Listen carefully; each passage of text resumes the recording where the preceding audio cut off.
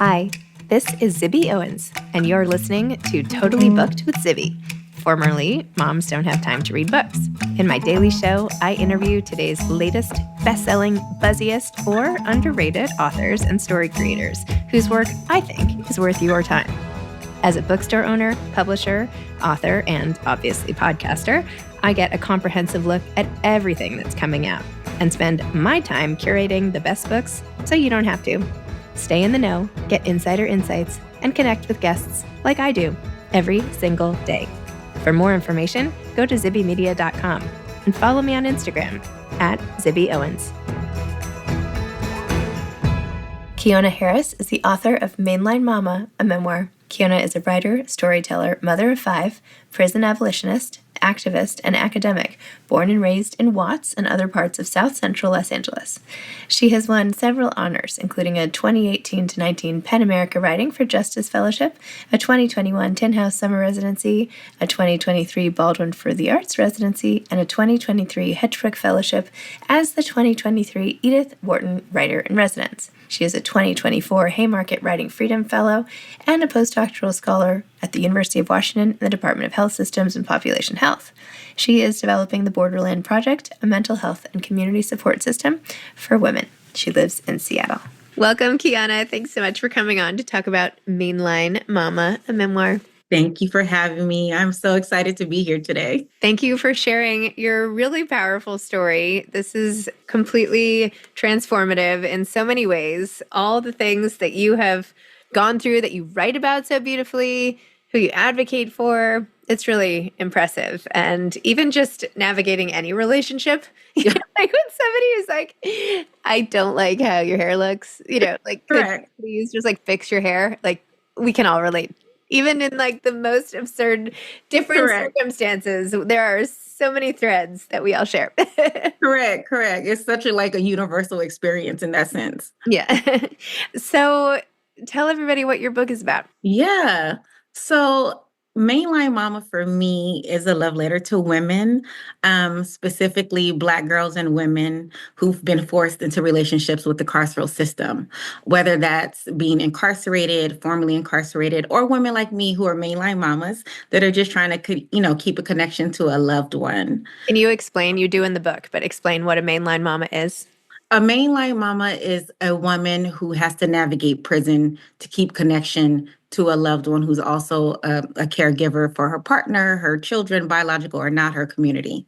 Okay, keep going. Sorry. So, no worries. And so I call Mainline Mama actually my coming of age story, right? Because it's detailing my experiences raising my children with their then incarcerated parents. And during that time and trying to navigate the carceral system and trying to create home for us, I built community with other women and discovered the best kind of love, which is self-love, right? And what I ultimately realized is that all the home that I was searching through everyone else was already within myself. It's beautiful. So you had a baby at 14 from the very first time you had sex. Correct. This is fertility off the charts. Correct. I mean, there are people who would pay a lot of money for this. And I joke, I shouldn't. But, you were very obviously surprised. Your family was a little bit less than pleased, particularly with who the guy was. Your Bert tried to help find Jason a better job, get him off the streets. At the time, he was, dealing drugs in a gang. And you were like, but I'm going to be a mom.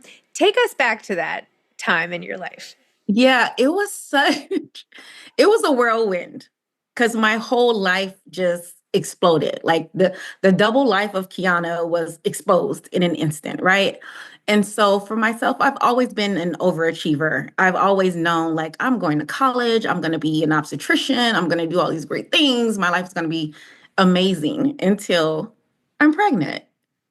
And so for me, it was not only, it didn't just change my life, it changed everyone else's life around me, And so I had to quickly become an adult. I had to change my plans, and at the time that was very crushing for me. But I had to change my plans. And so what I like to think about it now, the dreams were never crushed, they were just deferred, right? Because I ended up doing everything that I wanted to do in life. But it was just a very difficult time to navigate and find my new place for myself and within my family. So people say, like, I wonder what it would be like. Like, what would it be like to be a teenager with their own child when teenagers are still children, right? Correct. I have a couple of them. And Me too. I mean, so how did you learn how to navigate that, particularly without tons of familiar support, tons of resources at your disposal? Like, I know there were times when you were quite depressed, which you write about in the book. How did you get through those moments? You know, I I am resilient. And I know it sounds so cliche, but No, it's no. I am relentless as far as if I'm determined to do something, I'm going to do it. And me being pregnant just fueled a fire in me to succeed even further because now I have this person looking up at me, you know. And so I was kind of pushed out of school. They didn't tell me like you need to leave, but I was encouraged, to go to another school. So I was so lucky to find a school that was just happened to be down the street from where I was living, which I had no idea existed. And it was a school for pregnant girls. Hmm. And it was the best gift ever because I didn't have to hide who I was. I didn't have to feel ashamed because everyone looked like me. And as far as electives are concerned, we would just take turns watching each other's children in the daycare. So it was a beautiful gift. So I was able to finish high school. I even graduated a year early. So I was able to do all those things that I didn't even know existed in my neighborhood. And now you have 5 kids. Correct. Oh my gosh, I have 4 kids. I thought that was a lot. So So what is your age spread? it is my oldest is 29. I have 26, 15, 8, and 6. Oh my gosh. Wow. Yeah. So what do your kids think about this book, Mainline Mama? It's so funny because that was one of the things I was really excited for the book. So my children, especially my older children, can really know who I am as a person. Because Mhm. as you know, your kids, and I feel like all of us at one time, we think our parents are perfect. We put them up on these pedestals and almost like they're not people, Mhm. right? So of course there was times when my older children were teenagers and they thought I was just doing things to ruin their life. Mhm. And now they can see the story behind this, the method to the madness and kind of what was going on with me at that time and realizing that I'm a person too. So they came to my reading here in Seattle and they were just like, wow. And I could just see their expressions from the stage and they were just completely blown away. And it was really touching because they came up to me afterwards and they were just like, wow, mom, like you've been through a lot of stuff and like you're still here, like you're amazing. And so it touched me so deeply. Oh, And my 15-year-old is reading it currently. And it's really sweet because he's the age that I was, so it's really nice to have these conversations with him as well because he's dealing with, figuring out who he is as a person and navigating relationships with friends and things like that. So it's now giving him like, oh, my mom was a teenager too. She had to also reconcile, hard choices and which way to go in life. wow. I remember the first time I read my diary out loud to my kids when they were my age, and I was like, this is so cool. It's like a time warp. Like you're meeting the young me. And here you are. Yeah. Crazy. So I know you spoke about your resilience, but there's a section of the book where while Jason is still in prison because he had a 22-year sentence, you were also sexually assaulted. I mean, it's Yeah. like, I'm like, what is going on? This poor woman, everything Yes. is happening to her. Tell me about that and even how his response is not what you were looking for. Correct. That was a really hard time for me because, no one ever thinks anything like that is going to happen to them. Like no one thinks that. And I happen to know the person that committed this crime against me. So I was hurt on a number of levels because it's someone who I previously trusted and I thought I would never imagine that they would do this kind of thing to me. And so, of course, at the time, me and Jason were married, and this person is my best friend. So I'm a mess and I'm telling him. And so I'm going back and forth with my mind as far as should I tell him? Should I not?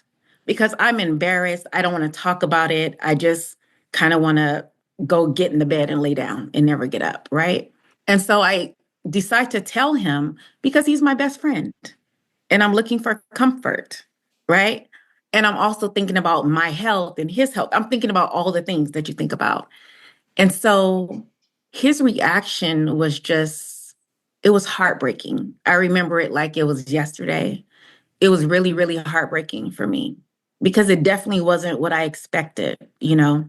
And so after that time, that's when I really started going on my own discovery of Keeonna and what Keeonna needs and what Keeonna wants and what boundaries need to be in place for Keeonna.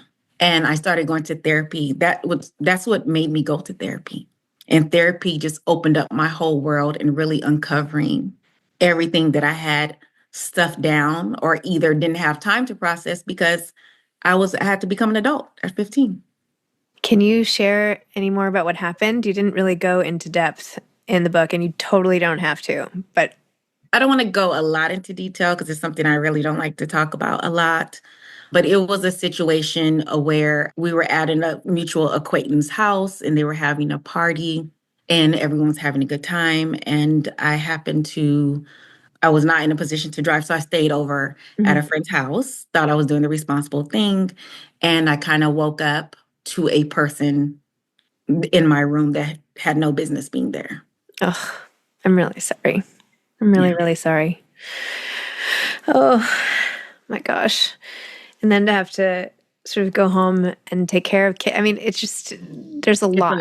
It's a lot. It's a lot. Well, I'm sorry for prying. It's as if you weren't open enough in this book. I have to like ask you more. You've already like given the reader and me so much. So thank you. It just made me curious because like I feel like you've been so forthcoming. And anyway, I'm just so rooting for you.